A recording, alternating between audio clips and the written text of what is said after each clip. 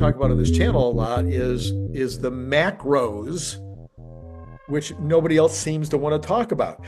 If the macro of the market is risk on, that's going to have a big impact on the price of the stock. I don't care what the technicals are doing.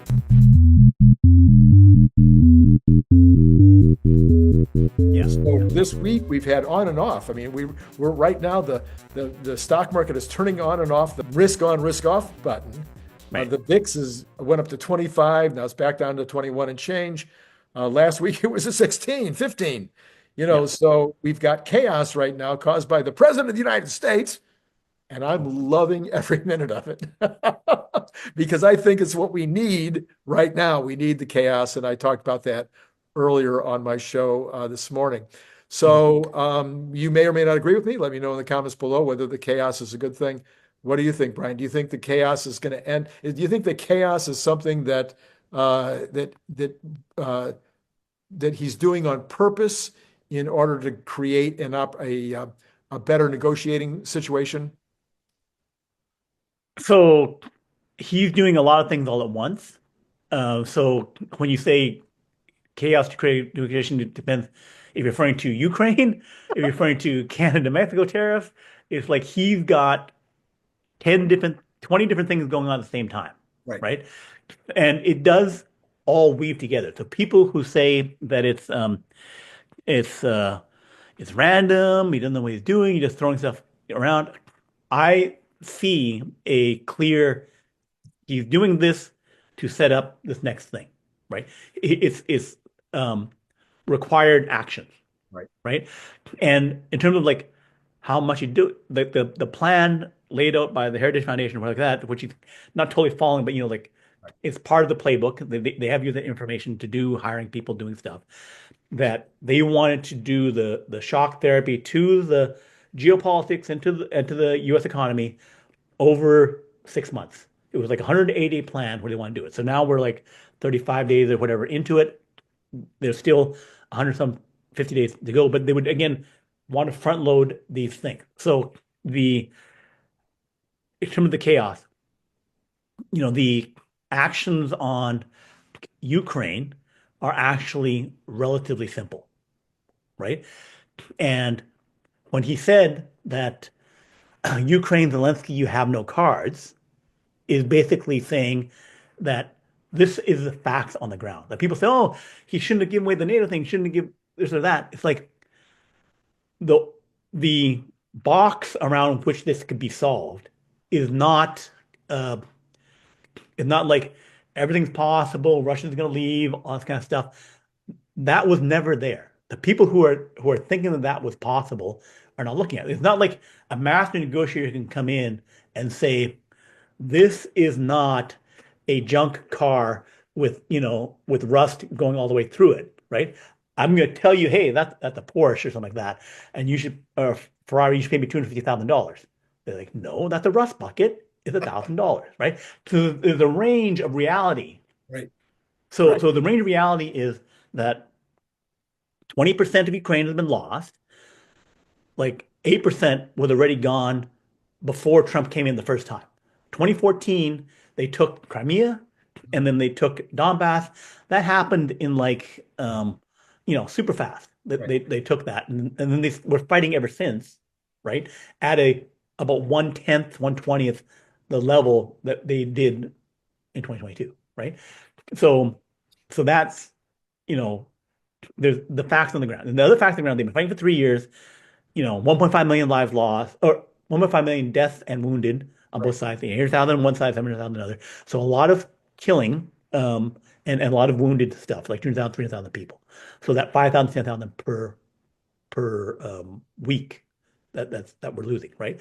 So and then if you look at the map of the fighting, you'll see that there's 3 nearly encircled cities, right? So if people look at the war, they have the big movements, and then for the last year and a half, not much, but the not much was still like, I don't know, 2,000 square miles or 1,000 square miles that Russia took, right? Other than, Ukraine crossing the border and grabbing a little chunk of Russia, tiny little chunk of it. Inside Ukraine, they lost those territories, right? And then, so these three cities about to be lost because they previously have taken other cities that they fought over a long time and they ground them forward and they took them.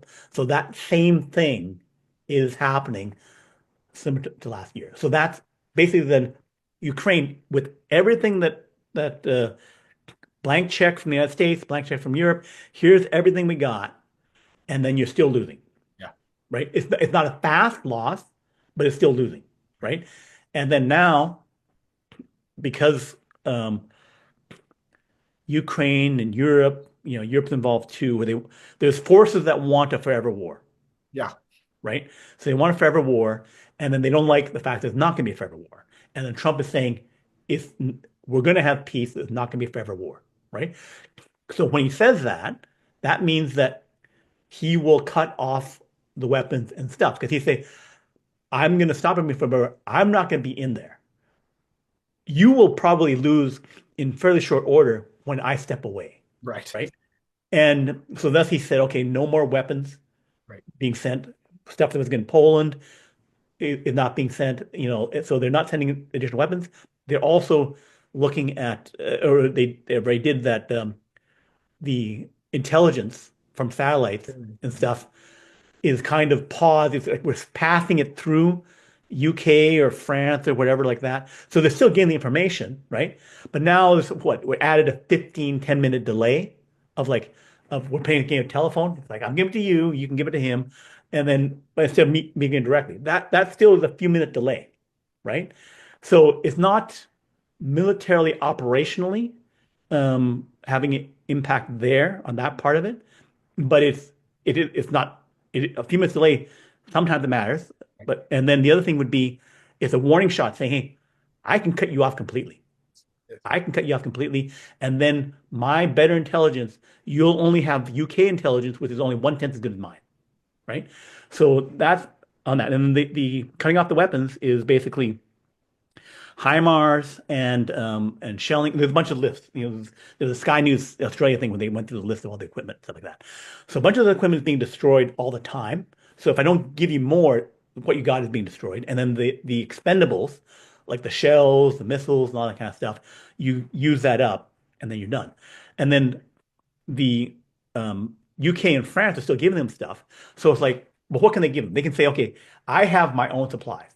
I didn't give you that before because the U.S. was giving it, and I would want to keep some for myself, right? But now I'm saying, okay, the U.S. stepping away, I got to hurry up and give you. I'm going to go lower. I want to have 100 of these. I'm going down to 60, right? I'll give you 40 that I really want to keep for myself, but I'm going to give it to you for now, right? Most of that is not stuff that UK and France make themselves. Right.